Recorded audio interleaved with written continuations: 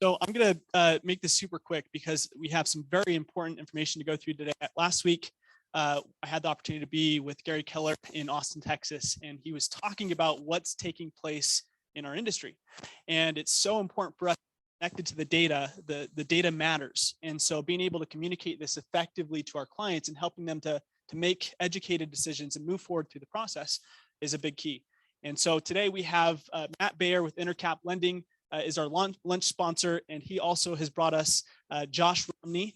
And I'm gonna have actually Matt come up really quick, and Matt's gonna introduce Josh, and we're gonna kick this off.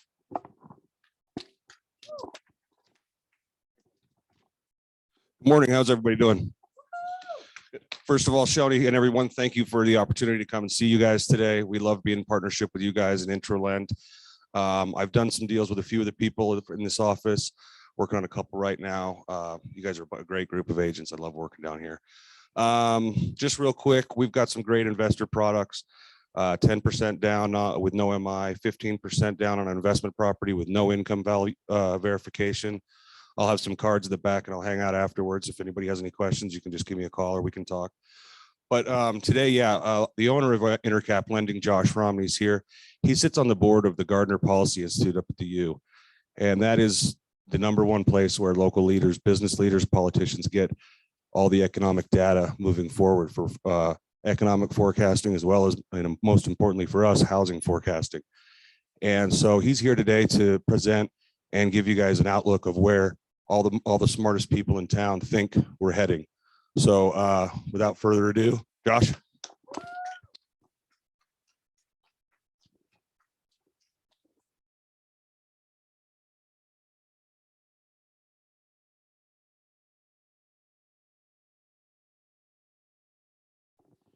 All right, hopefully you can hear me okay. So I thought this would be interesting. We're going to talk about economics, what's happening in the world, and we're really in, to put a caveat on it, we're in a position that we've never been in before as a country. So things are different. We've never seen conditions like we're seeing right now.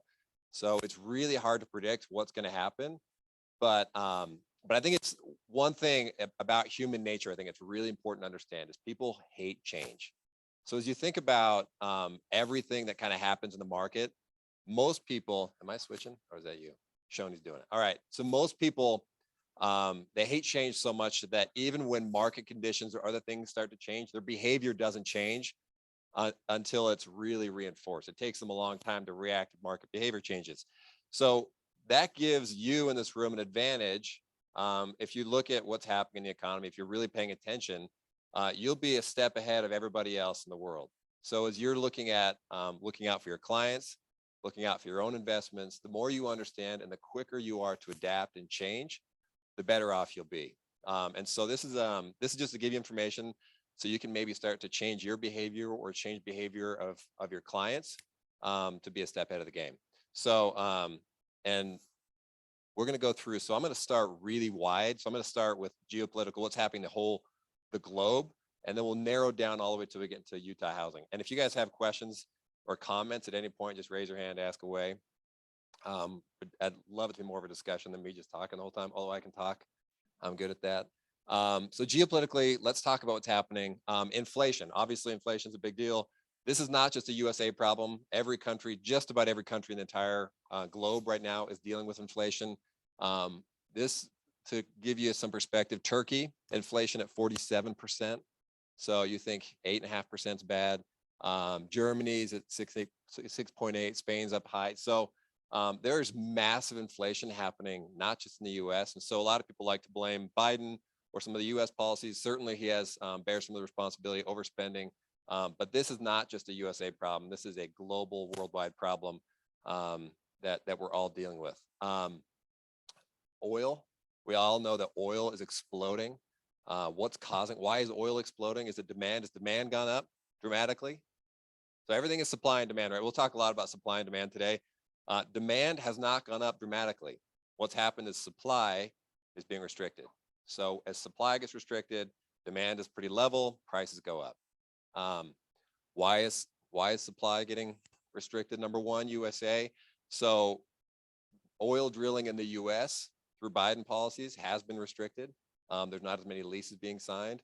And then we all know what's happening in Russia. So if you look at Russia right now, Russia is 11% of the global oil market. So when you put that, it's not that it's gone. They're still producing oil. They're still selling oil, but it's at risk. People are nervous about it. It's coming out slower. So when you combine that, and if you combine the US and Russia, that's 30% of global oil production. The US is actually the biggest oil producer in the world. So a lot of people think it's coming out of Saudi Arabia, but the US is actually the biggest. So again, here's oil. It does appear to be stabilizing is the good news. It was completely out of control for a while. You can see, I don't know if this has got a pointer on it, probably not, but it does. What did I just do, Shoni? There we go. I'm not going to find the pointer. Anyway, but skip oil. Population growth. No, it's stabilizing because again, it's supply and demand. So demand has come down a little bit as prices go up. I think everyone in this room is maybe driving a little bit, not a lot less, but a little bit less. You're thinking about it. Maybe you're driving a little bit slower. So that supply and demand just kind of starts to get more into lockstep. There's also a lot of concern when oil really spiked that we were going to stop buying Russian oil altogether, that Germany would stop buying it. No one would buy Russian oil. That did not happen. We're still buying Russian oil. So the Russian oil is still in the market, albeit at a lower level, but it's still in the market. So it kind of brought oil back down. Population change. This impacts everybody in real estate dramatically. We're population growing and shrinking. And if you look, nearly every developed nation in the world has a population that's either stagnant or slightly shrinking, which will have long-term implications as we think about what's going to happen in the next 10 to 20 years with a stagnant population. The COVID, so right now we have Shanghai, other major cities in China that are completely shut down. So as you think about inflation, and the Fed basically said inflation's temporary. When it first kind of hit, they're like, don't worry, this is temporary. We're just having supply chain issues. It's all going to come back to normal as soon as supply chains come back to normal. Supply chains have kind of been getting back to normal more and more so over the last 3-4 months. Inflation continues to rise. And now it looks like supply chain issues are about to get bad again. So what could that mean for inflation? I'm not saying, I mean, there's a risk that supply chain is really constrained again with China reducing. Some of the biggest factories in the world are completely shut down right now. So obviously we have the war in Ukraine, which is causing a lot of turmoil. Typically this would cause interest rates to decline because people will be worried about recessions, all those kind of things. So typically a war means interest rates are going down. We know that's not happening. So again, in almost every economic issue, we're going to have things on either side. Some saying that rates should be going up, some saying that rates should be going down, some saying we should be going to a recession, some saying it's going to be the best economic time ever. So there's kind of stuff hitting it every different direction. So when I say it's hard to predict, there's so many different things hitting right now at once that's really hard to predict where we'll be in a year. The US update. So let's focus more on the US. We see COVID cases are coming way down. One of my employees was on a plane last night, texted me at 9 o'clock, said right in the middle of the plane, the captain came on and said, you can all take your masks off. So all the masks came off, except for the lady next to him put a second one on. Which I actually thought was pretty funny. So COVID cases are coming down. We're at a point almost in this country where we're over it. Whether it's coming back or not, I just feel like we're really over it. Unless something dramatic changes, I just feel like we're kind of getting used to it. It's gonna be part of our daily lives for at least the next future. And so that's no longer the biggest issue facing the world. But COVID, so if you look at this explains almost everything that's happening in our economy right now. Because when it first hit, I don't know if you guys remember when it first hit, there was 2 weeks where it just looked like the economy was dead. Like we were in so much trouble. As our company, we saw interest rates start to go up really dramatically. I don't know if you guys understand how mortgage rates really work, but mortgage rates are really, really driven by what an investor is willing to pay for mortgage-backed security. So that's, if you wonder why are rates going up, why are rates going down, it's all about what is an investor going to pay for mortgage-backed security. That's what determines what rates are. So when the economy first hit, investors didn't want to buy mortgage-backed securities because they didn't know if anybody was going to pay their mortgage ever again. So no one wanted to buy mortgage-backed securities. So rates started to really go up. So what did the Fed do? They bought billions and billions, hundreds of billions of mortgage-backed securities. And what did that do? Drove the rate way down. And when they were doing that, they realized, hey, this is a really interesting way to stimulate the economy. Let's just keep buying mortgage-backed securities and keep rates crazy low. So that's why you saw low rates for the last 2 years. It wasn't some magic sauce what we were doing.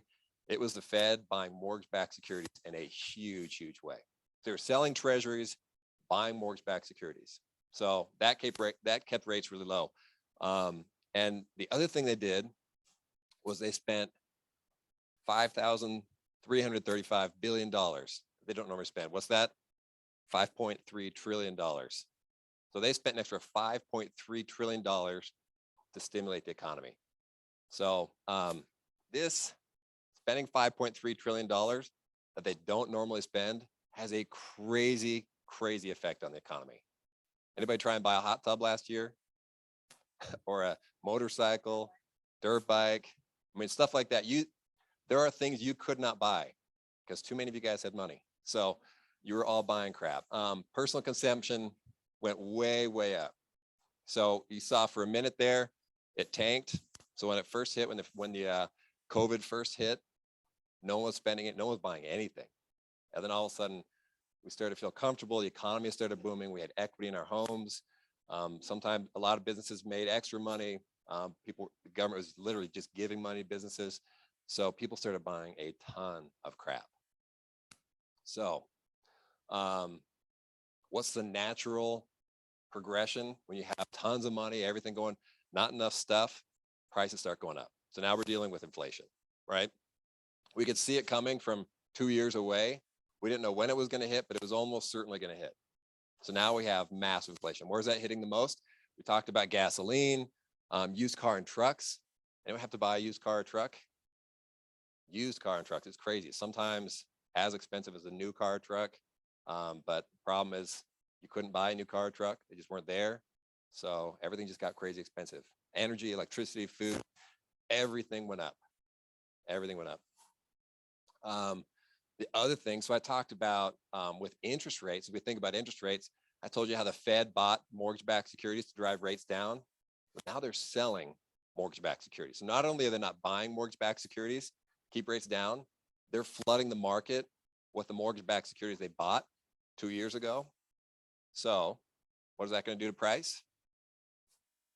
It's going to increase the price, right? So mortgage rates are going up dramatically. And this explains almost 100% of the reason.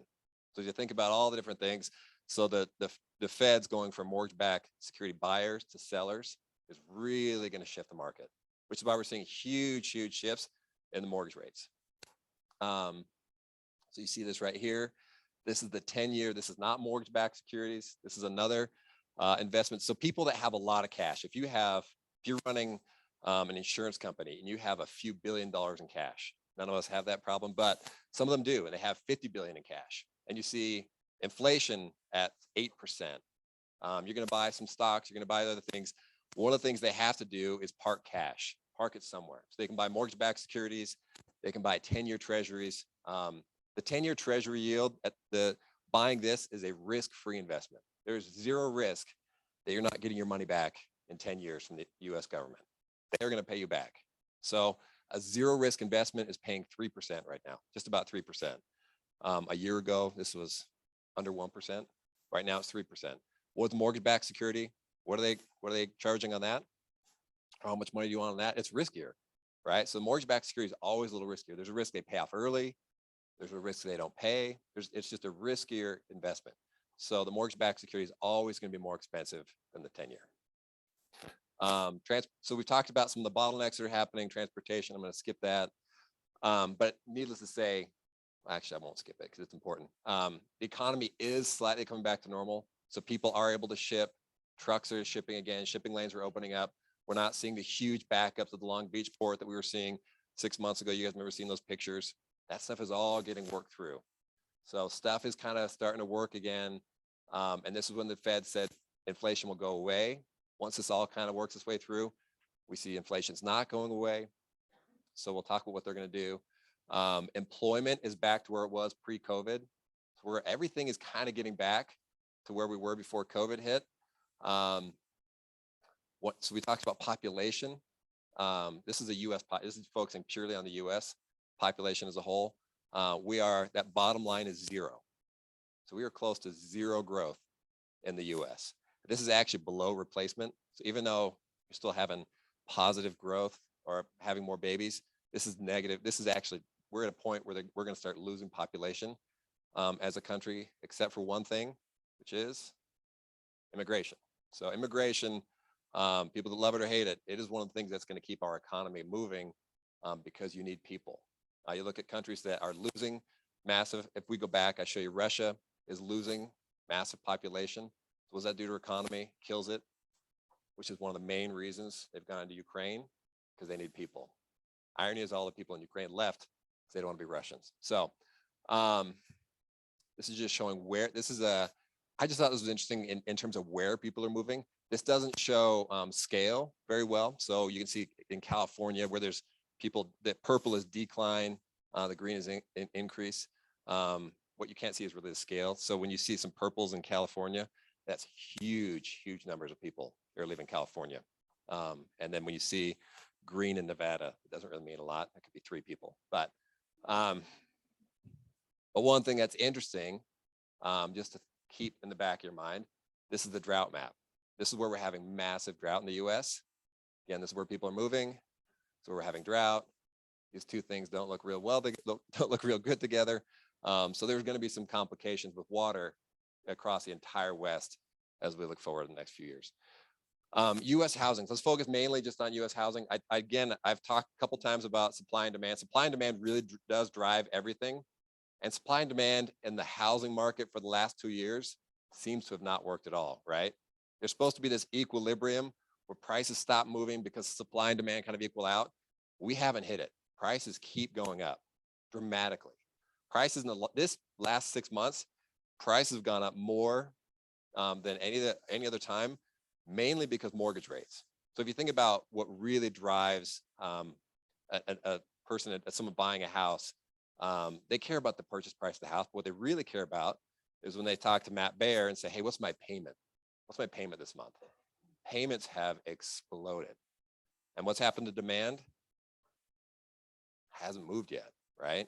We're actually having some of our biggest purchase months as a company, as a lender, that we've ever had. So demand hasn't, so we have not yet quite found this equilibrium point. So what does that mean? Demand is high, supply is low. So we still have a supply and demand problem. So prices are still going up, even with the crazy rates. Demand is still going up, prices are still going up. Can they go up forever? They obviously can't. They can't keep growing at the pace we're going because there's an affordability issue. People simply can't afford housing. That's that much more expensive than we have right now. So at some point, other market forces will keep this in check. But having said that, the supply and demand is still way out of whack. Prices will stabilize, but supply and demand is not going to. We're gonna have issues for a long time in supply and demand, especially and I'm talking Utah. In Utah, we're gonna have a major supply and demand issue. So again, this is showing 2022 housing prices continue to increase way up where we were the last 2 years, which is shocking, even with the mortgage rates going up. Housing supply. So this is US, again, this is not Utah. This is the US, but we are massively undersupplied in terms of housing. Why is this happening? Why have we not caught up? How is it like usually home builders see this and they build like crazy? What's happening? Why is this market not working like it should? Someone's got to know. There's a lot of reasons. There's 10. Yeah.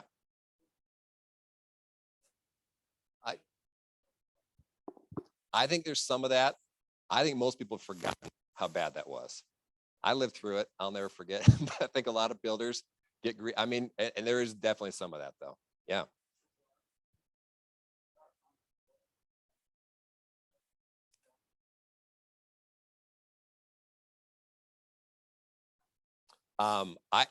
Yeah, I think even though we could be on a verge of recession though, as a home builder looks and says, hey, We're millions of houses short of where we need to be. 1.8 million houses short of where we need to be, I think is the number. They're still going to build houses. So I think it's a couple things. One, labor. There is no labor. Construction labor is particularly one that's hard to find. Typically, it tends to be younger people who are getting into construction. Young people are not getting into construction these days. They're getting into other careers. Two, resources, wood, lumber, lots. They don't have it. They're not there. The easy stuff is not there. Water, water shares, those types of things. It is not there. So as you think about, why is this market not working the way it should? There's some constraints that are keeping the supply artificially low when normally it would be building up. And it's going to continue to be that way in Utah. Why in Utah in particular? We have water issues. We have land issues. We have the vast majority of our state is owned by the federal government. So we can't just expand in every area like they do in Phoenix or Dallas. They can grow in almost any direction. We're really limited. We have mountains, we have lakes. So we're really limited on where we can grow. So supply in Utah is always going to be restrained. So as you think about your buyers and what they're like, hey, we're really nervous about the market. We're really nervous about rates going up. It's like, well, they're not going to be building. They're going to continue to build homes. There's always going to be homes being built in Utah. We're always going to be behind the eight ball, though. We're never going to catch up. And if they're worried about rates, when I do a lot of commercial building, when I do when I get go get interest and go buy a loan on a property, I'm locked in for 5, 7, 10 years. I cannot refinance without paying huge penalties. The mortgage space, how long are you locked in? Ideally 6 months. Not always the case. You're not locked in at all. You can refinance whenever you want. So if you buy a house with really high interest rate and think, man, I think interest rates are going to go down in 6 months, refinance in 6 months. It's fine. So you can play the game really well as a mortgage, as a home buyer, that you can't play in the commercial space. So yeah.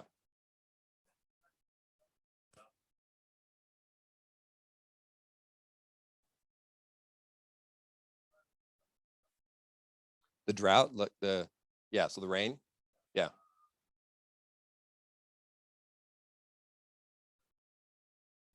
What are they doing in terms of water conservation? Nearly nothing. Utah probably has some of the least restrictive water policies in the entire nation. Not really, but in terms of the Western US for sure. So we haven't really begun to address a problem because no one's tap has run out yet. But there will be a point where someone turns on their water and water doesn't come out, and we'll have to get serious about it. But to date, we haven't been very serious. The governor is taking some steps, some pretty significant steps to try and refill the Great Salt Lake. There's issues if the Great Salt Lake doesn't fill up. I know you guys maybe don't care, but the Great Salt Lake is a big part of the reason we get storms. So the lake effect from the Great Salt Lake is what puts snow in our mountains. So if you lose the Great Salt Lake, you lose that lake effect, and it's a really vicious cycle of water loss. So there's a lot of things we need to do in the state. We're not taking, I don't think, nearly as seriously as we should be, but at some point we'll have to. So, but we're not doing much, to be honest. So supply bottlenecks, so housing. So I've talked about some of the bottlenecks. The good news is this is a survey of builders. This is still terrible numbers, but it's getting better. So 16% of home builders think that the supply bottlenecks are getting better. That's still not great, but it's better than February. That's in March. It's better than February, where it's 2%. So there are some areas where the market's starting to get back to normal. But having said that, we're not going to fix this problem very fast. That is not a quick fix. Home buyer demand is still sky high, really, really high. Housing affordability is down. So this is, again, as we look at not just the purchase price of the home, but the mortgage price, the mortgage cost, and the price of the home, both going up together, means affordability is back to kind of 2007 levels. Now, one thing that's very different than 2007, so you can look right here. This was 2007, massively oversupplied with homes. So we are not 2007. So even if there's an economic recession, other kind of recessions, the housing market is not oversupplied. We're not going to have the same issues that we had in 2006, 2007. That is not going to happen. So we have we have supply issues. Yeah.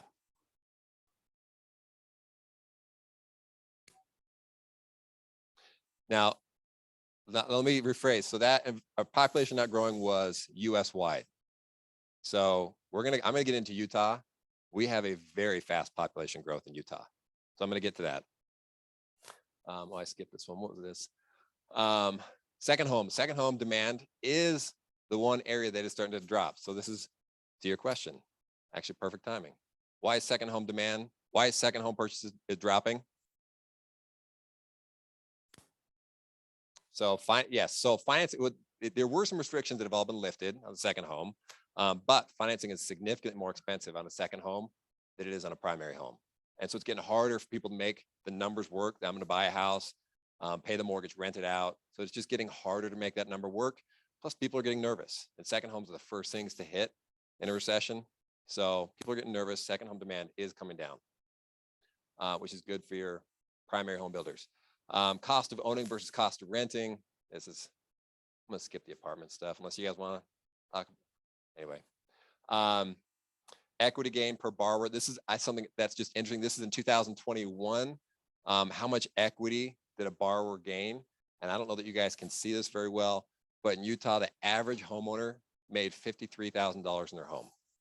Some significantly more, some less, but the average person. So as we look at what the Fed did to buy mortgage-backed securities to try and get us out of a recession. So buying mortgage-backed securities, driving rates down, made a lot of people a lot of money. In California, the average increase was 70,000. Idaho, 71,000. So they put a lot of money in people's pockets without having to write checks to people, simply by buying mortgage-backed securities. So having said that, do you think the feds want to see home prices go down dramatically? I don't think so. I mean, I think it's against their interest to really see a ton of equity get wiped out, because that really, really hurts the economy. And again, as you think about what's happening in Washington, D.C., everything comes back to politics. Every politician wants to get reelected. The president really wants to get reelected. He wants his party back in office. So he wants the economy humming for the next by November, and again in 2 years when he's up for reelection, he wants the economy humming. So they are not thinking about the future. They don't care about how much money they borrow. They don't care about what's happening in 20 years. Who's going to pay this back? They want the economy humming when they're running for reelection, because the number one indicator, if you're reelected, is how the economy is doing. Almost nothing else matters versus how the economy is doing. So when you see Joe Biden's numbers coming down, a lot of it's because of the uncertainty around inflation and other things. So that's what's really hurting his numbers right now. It's almost all economic. So focus more on Utah. So Utah population. So we saw that the U.S. population is very stagnant. Utah population is really, really growing, exploding. So this is good news for everyone in this room. Bad news when you combine this with the supply constriction and housing that we're facing in the state. So you think about why prices are still doing what they're doing, even though rates are going up, prices are going up. This is why. We have more demand, a little bit more supply, but not nearly keeping pace. This shows Utah was the fastest growing in 2021. Actually, I think it's second fastest.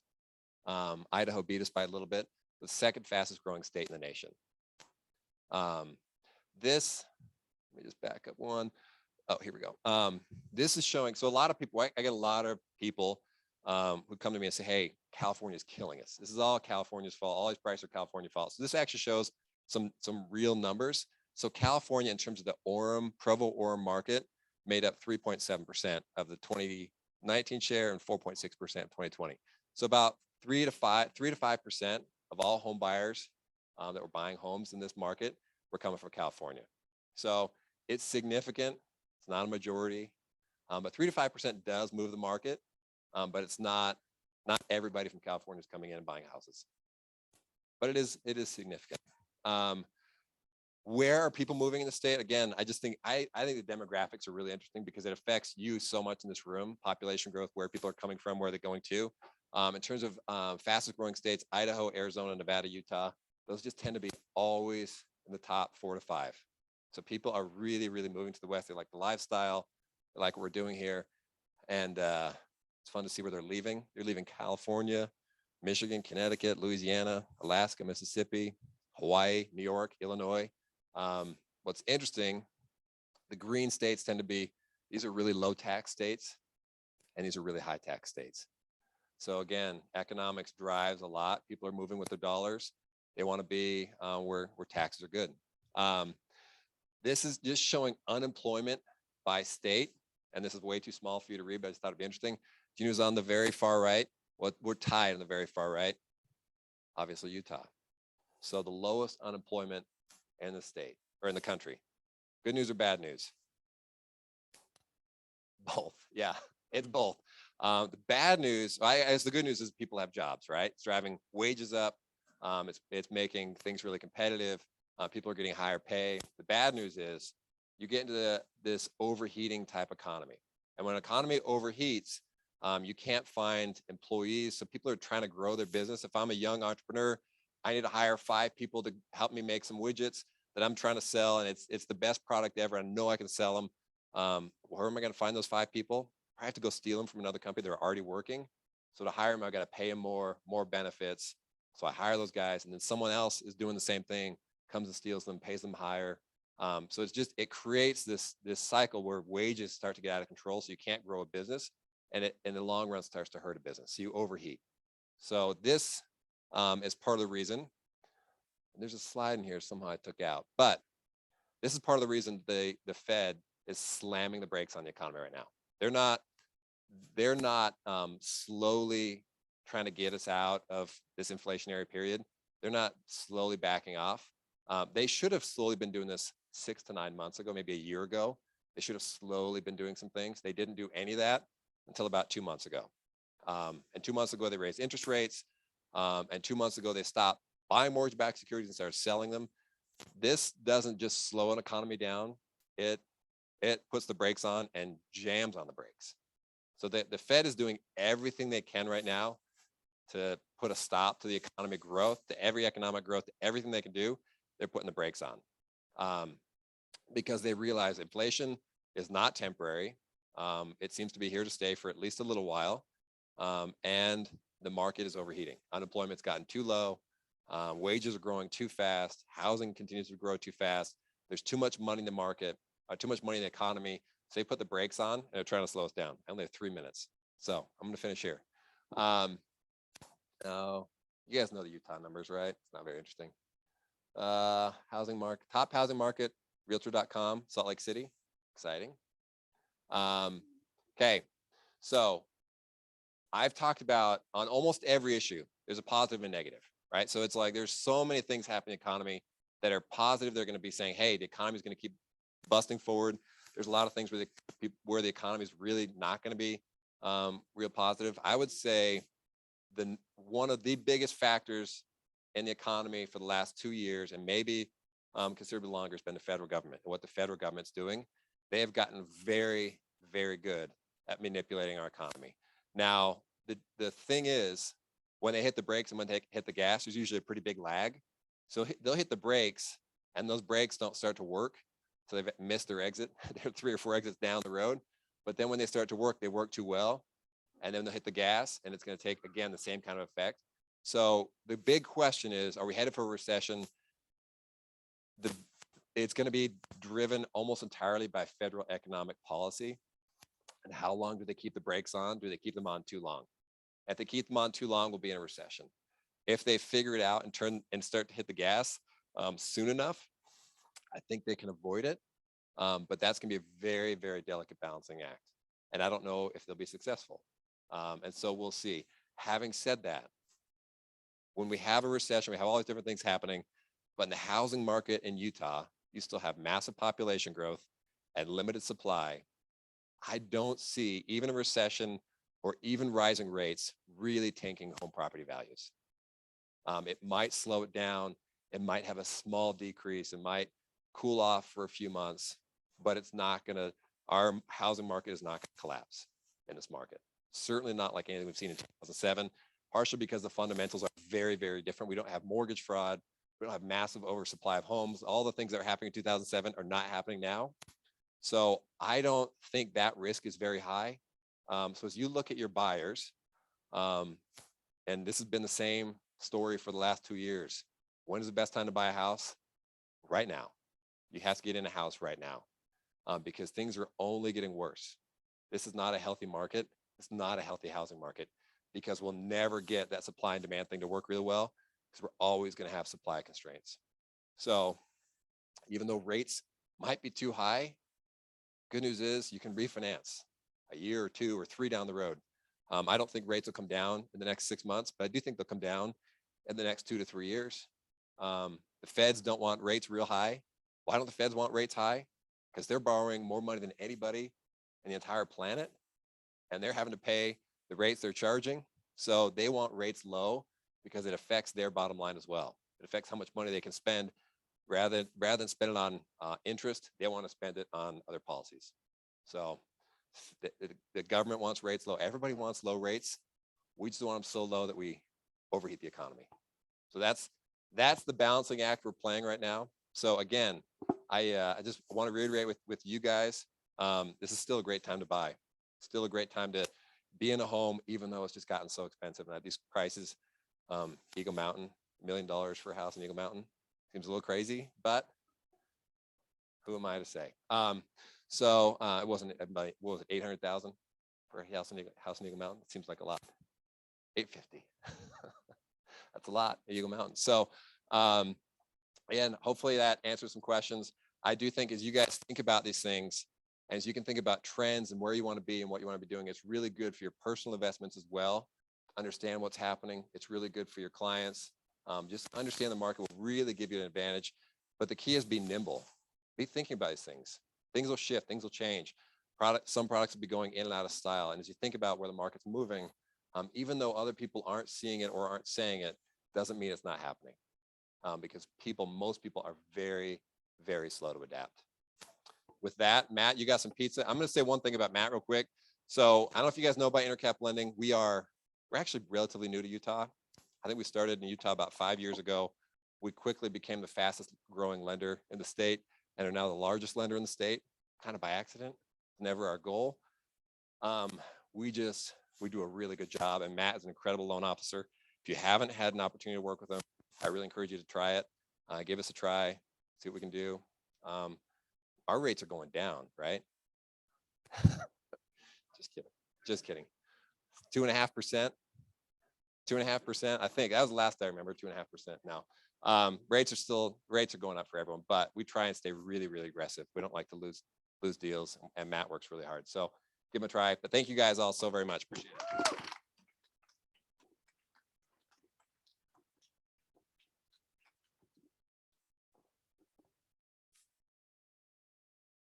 Are aware.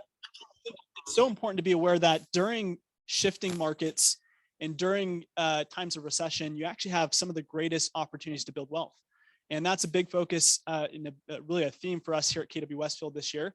And so, Josh, if you'd be willing to just talk about maybe some wealth building practices, tips, specifically how you're looking at it in this kind of challenging or shifting market, and some approaches to building wealth. And then if you have 2 or 3 questions, we can throw those out. So we'll spend about 10 more minutes to wrap up. Okay, so the best way to build wealth, in my opinion, is inherit it. So if you can do that, like for sure, that's the easiest. But if you can't do that, man, I don't even know what to tell you. No, I think so. I've made most money in my career have been made in all the downturns. So in 2007, I never made more money in my career as a percent than I made in 2007. And I will be honest, when 2007 first hit, my net worth went to 0. So in 2007, I had made a lot of investments. I'd borrowed a lot of money to make those investments. I bought land, which you didn't want in 2007. You couldn't give it away. So my net worth went to 0 in 2007. And this is one of those times you have to work. Hard work, there's nothing that really replaces hard work. And if you're willing to work really hard. So I worked my guts out for a solid year where I just worked and worked and worked. And somehow sold all the stuff, all the crap that I'd bought, sold. It was actually very valuable, sold for a little less than what I paid for it, but I got out of it. I paid off my debts and had a little bit of cash. And what I did then is I started buying apartments in a big, big way. I actually went to Michigan, and there was an apartment complex there with 172 units. That was Westfield Apartments, and it was 25% occupied, and they were selling it for $10,000 a door. So I had to borrow some money to buy it. Bought those apartment units, and I remember going and talking to the manager and saying, why are you only 25% occupied? This is a really good market. I said, oh, the last owner didn't want to put a penny back into the property, so he's just been taking every penny out. He hasn't fixed up any units. So I was like, well, how many rent-ready units do you have? She's like, 0. I was like, you have no rent-ready. I said, what if I gave you 100 rent-ready units tomorrow? How many would you lease? She said 100. Did you lease 100 tomorrow? She said, well, it might take me 2 or 3 days, but yeah. So we bought that. I actually got a 15-passenger van, drove out 15 guys with me, fixed up apartments. It's actually funny to try and get that loan, backing up to try and get that loan. I called like 5 or 6 different banks who said, oh, we don't loan in Michigan on any real estate.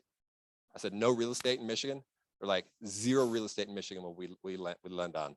So everyone was telling me this is a bad investment. I felt differently. So went back there. I couldn't find people to work back there. So I literally brought guys with me from Utah. They were originally from Mexico.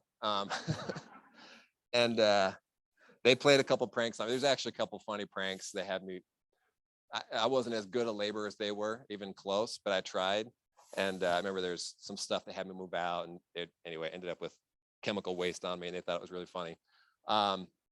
But those units that we fixed up, leased, didn't take 2 days, but probably took 2 or 3 weeks. Every time we'd lease one, we got to 100% occupancy.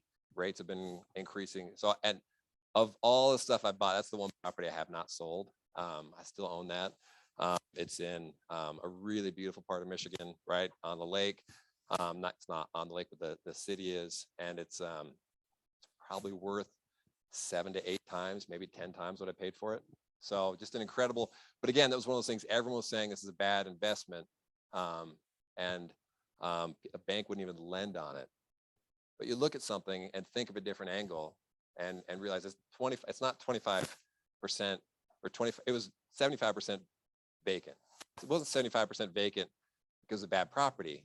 It was 75% vacant because it'd been run badly. So it's finding areas, finding unique areas. I think really focusing on one area and not being the jack of all trades, but the master of one, and really focusing and understanding one market better than anybody else, especially with what you guys do. If you can understand one neighborhood better than anybody else, you're going to sell more homes in that neighborhood. You're going to have a better understanding of that neighborhood than anybody else. Than if you're trying to sell all across the state, because people want someone that really, really knows everything.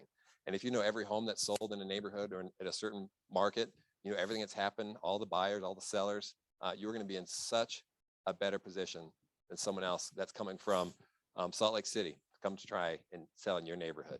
They're not going to be able to compete. So, so that's kind of my background. I don't know if you guys have questions about. I don't know. Yes.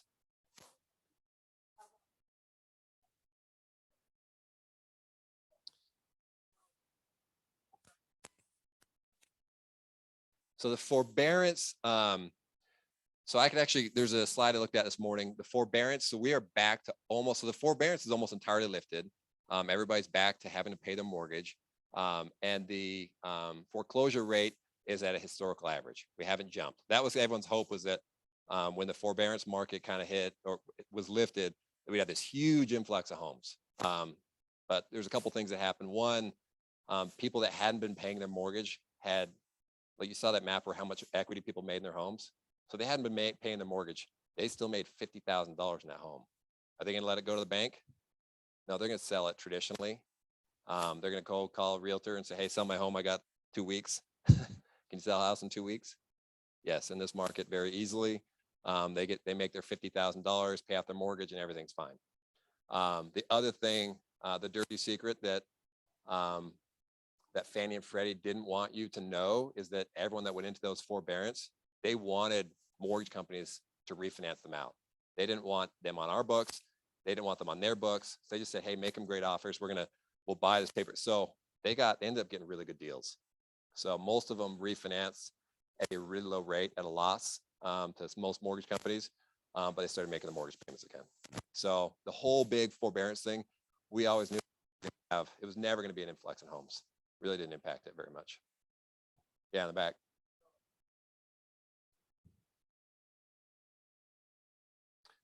There's some states that were hit a little bit harder, but that's nationwide.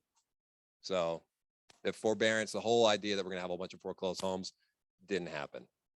People had too much equity in them, so they just sold them traditionally, sold them in the market. There's a huge demand. You didn't even notice the blip. So we were hoping it'd be nice if there were a whole bunch of homes at the market. It just didn't happen at a big discount, but there's no reason to. So, but in terms of building wealth, I mean, it really is, it's just about being innovative, thinking outside the box. Real estate is obviously something that's meant a lot to me. I've been in real estate 25 years, and it's, you have to be ready for cycles, but it's the down cycle. It's really been the down cycles where I've made the bulk of my wealth. And it's the up cycles, you're just kind of managing it and managing growth. And then when everyone just gets really scared, and it's hard. I remember in 2007, it really seems obvious, that apartment, right? And I did that. I ended up buying, I don't know, 15. There was one I bought, the bank was selling it. They said they had to sell it that day. So I didn't even see it, but I bought it. And that was a mistake because I went out to see it. And I went out at about 4 o'clock to see it and met the property managers. And they said, so it's 4 o'clock. What are you doing here? I said, well, I just want to see, I just bought this apartment. I want to see it. And they're like, well, you have to be out of here in half an hour. I said, well, why? I said, well, that's when the sun sets.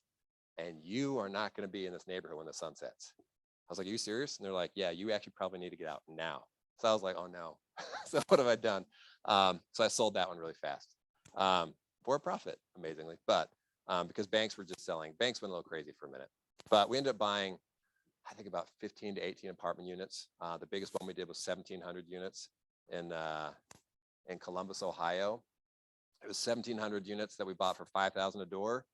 This is, I don't know if you guys find this interesting, but so we bought this at $5,000 a door. The issue was that some of the units were so expensive to turn around.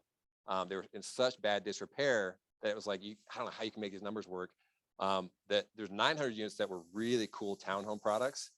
And then 700 units, no, 600 units, I think it was 1,500 units, 600 units that were garden style that were just horrible. Like you walked in them and it was like, this is the worst apartment. This is like, you felt like you were in Beirut or something, like a bombed out building.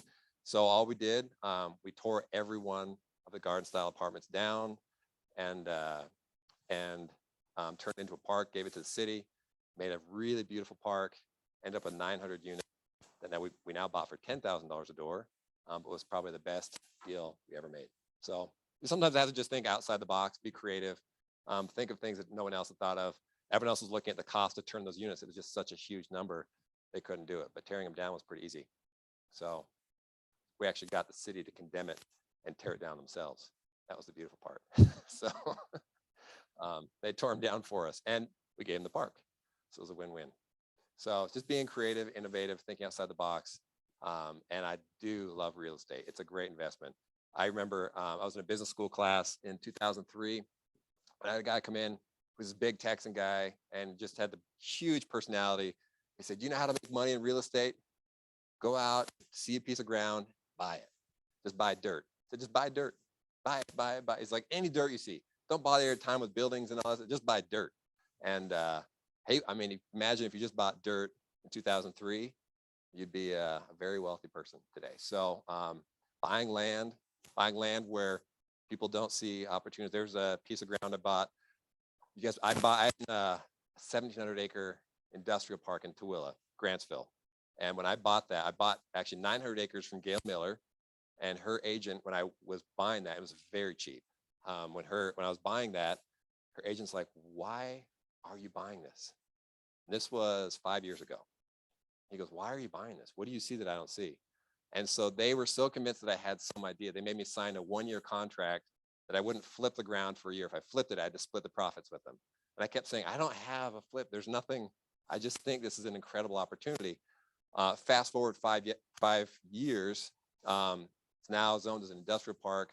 There is a major freeway interchange that I knew was going in, but it's now been installed. And we're selling, I don't know, I shouldn't say this, but I will. We're selling probably 20-acre parcels for what I paid for the entire thing.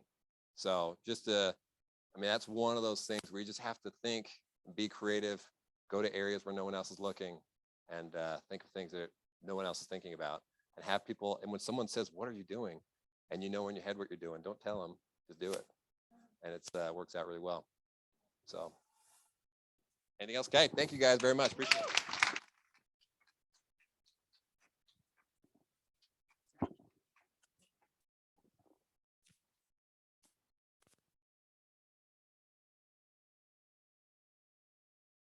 Matt, thank you again for lunch. There's lunch in the back, and have a great day. Enjoy the week.